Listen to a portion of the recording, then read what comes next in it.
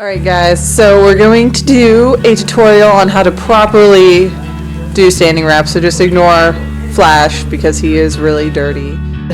These are the materials that you need to start out with. First you will need your actual wrap. I use no bows, which are these, and there's these lines through them which prevent any bowing of the leg or any tendon ligament issues that you could possibly have. There are also other wraps that you can get. There are quilted ones, but I feel like quilted ones are more prone to bowing legs than obviously a no bow. But I really like the thickness of these no bows, and I've never bowed any tendons with these. I really do enjoy these wraps. So I usually use the no bows. It's not recommended. I mean, I recommend it, but you do not have to use the no bows. That's just personally what I do. So you need the actual wrap first. And then you will need a polyester wrap, which are these. You will put those over the wraps, and I will show you how to do them properly. So let's get started. Alright, so the first step you're going to want to make sure before you actually start wrapping your horse's legs is making sure the wrap actually fits. You want to make sure it is below the knee and covers the fetlock sesamoids right here, but not over your pasterns. So you want to make sure it is the right length. I actually got these for my thoroughbred, and they do not fit her.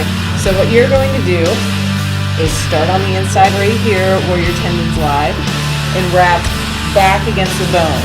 You don't want to go this way because you're putting stress on the ligaments. So these ones fit him and not the thoroughbred so well. So you're going to want your horse standing straight. You don't want them resting their leg or anything because you don't want to create any unneeded pressure points. So right now, you're going to want to start wrapping.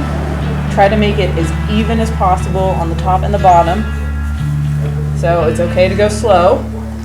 And if this is your first time, make sure your trainer or professional is there with you while you are doing it so you learn properly and you don't mess up.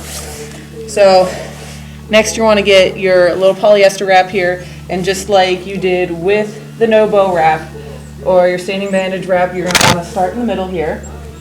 Since my camera fell over, and I don't know when it fell over, we're going to do his back end. And if you're doing the back end, you can put the horse's tail up. It will definitely help because the tail usually gets in the way. And what we're going to do is the same thing we did before. We're going to start on the inside of the tendon here and work our way against the bone. Make sure it's just below your hock and right over your fetlock joint, not covering the pasterns. What I like about these wraps, they actually have a Velcro thing. I really love these ones. These ones help so much.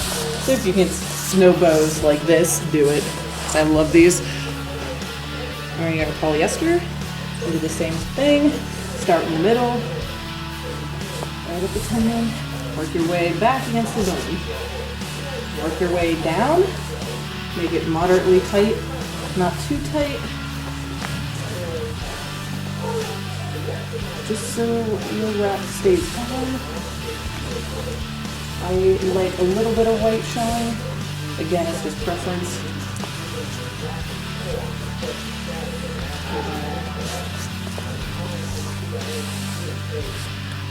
So try to make it even.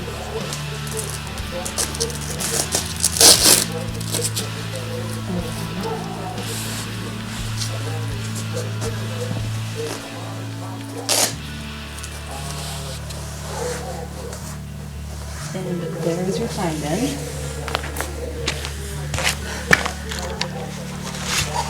Another thing I like to do is not ending this triangular part of the wrap on the back of the leg, because that can also create a pressure point. So try not to end it back here against your tendon and ligaments. So like right here I came pretty close. These wraps aren't really tight, so this isn't quite a pressure point, but I still wouldn't like it there.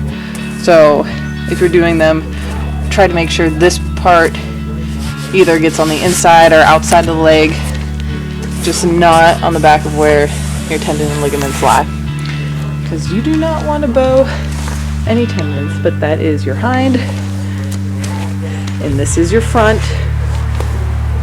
and Flash was a good boy for this. He really doesn't like having standing bandages on. He always crosses his legs like he's doing. He just wants to tear them off. And again, standing bandages you can use for shipping horses or, taking them to shows. Usually only take horses to the track. It's about an hour and a half away, but we'll always put standing bandages on them, or we'll put a liniment base on them and wrap them. But, people use them for all sorts of different things. That's just what we use them for. So I'm not telling you it's right or the wrong way, but we use them to ship horses, we use them at shows, or we usually use them to wrap over like a sweat if we do, or a poultice. But if you want to see any of those other things, just let me know, and I will talk to you guys later.